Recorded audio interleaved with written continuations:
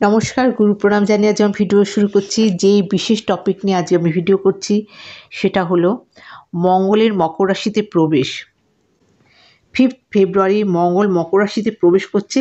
এখানে মঙ্গল এক্সাল্টেড হয় এবং রুচক যোগের সৃষ্টি হচ্ছে। কালপুরুষের 10th হাউসে মঙ্গলের রুচক যোগের সৃষ্টি হচ্ছে। রবি এবং বুধ সেখানে অলরেডি থাকবে এবং 12 ফেব্রুয়ারি সেখানে কিন্তু শুক্র এসে প্রবেশ করবে। সুতরাং কী ধরনের হতে পারে বৃষরাশির জাতক জাতিকাদের এই ট্রানজিট জেনে নিন। ভীষণ গুরুত্বপূর্ণ এই ট্রানজিট।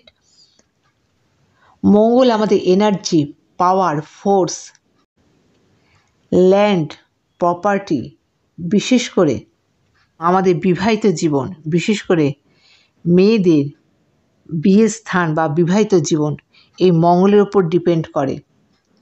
মঙ্গলের প্লেসমেন্ট যদি ভালো না থাকে তাহলে কিন্তু এইসব জায়গার থেকে নেগেটিভিটি পাওয়া যায় বা এইসব জায়গার থেকে সমস্যার সৃষ্টি হয়। কোনো কোনো ক্ষেত্রে আমরা ফায়ার, কোনো কোনো ক্ষেত্রে আমরা আগুনে পুড়ে যাওয়া বা ঝামেলা, তর্ক বিতর্ক, মারামারি, এগুলোর সাথে কিন্তু যুদ্ধ, এইগুলো কিন্তু আমরা এই মঙ্গল থেকেই দেখে থাকি। সুতরাং মঙ্গলের মতো একটা গ্রহ এই মকর রাশিতে প্রবেশ করা এবং এখানে রুচক যোগের সৃষ্টি করা প্রাত্যহিক জীবন বিশেষভাবে কিন্তু এর ফল আমরা পেয়ে থাকব।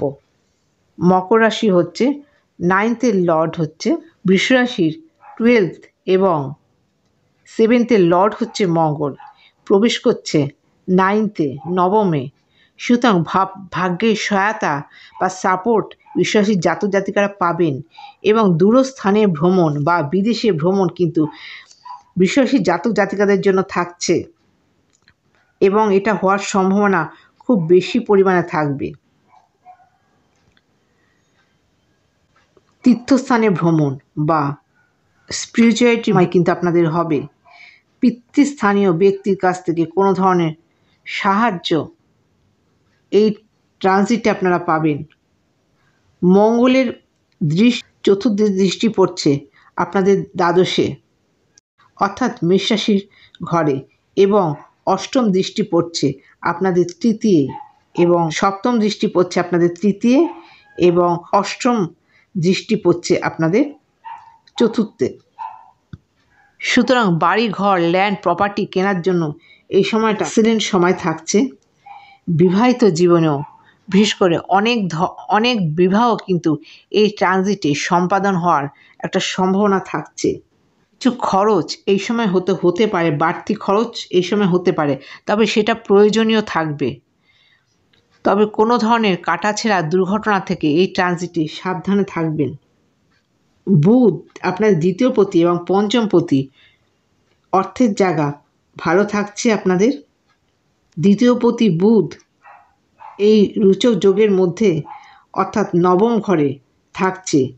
ভাগ্যের উন্নতি, দূরযাত্রা থেকে কোনো অর্থ সেভিংস করা, এটা কিন্তু আপনারা পাবেন।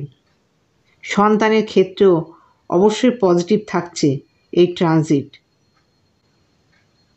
পঞ্চমপতি বুধ যেহেতু আপনাদের নবমে থাকছে, পঞ্চম নবমের কানেকশানে আপনাদের দূরে গিয়ে কোনো প্রতিযোগিতামূলক কাজের থেকে বা নিজেদের ট্যালেন্ট দিয়ে যোগ্য মর্যাদা বৃদ্ধি পাবেন। যারা ব্যবসায়ী তাদের জন্য জায়গাটা পজিটিভ থাকছে।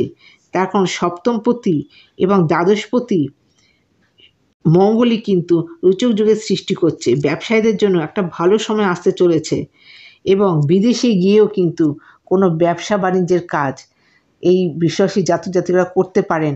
ট্যুর অ্যান্ড ট্রাভেলের বিজনেস যারা করছেন তাদের জন্য এক্সেলেন্ট সময় থাকছে। যারা প্রেমজ সম্পর্কের সাথে জড়িত তাদের জন্য ভালো থাকছে। Stock market, share market, digital মার্কেটের মধ্যে যারা আছেন তাদের জন্য এই টাইমটা গুড থাকছে, গুড পিরিয়ড থাকছে।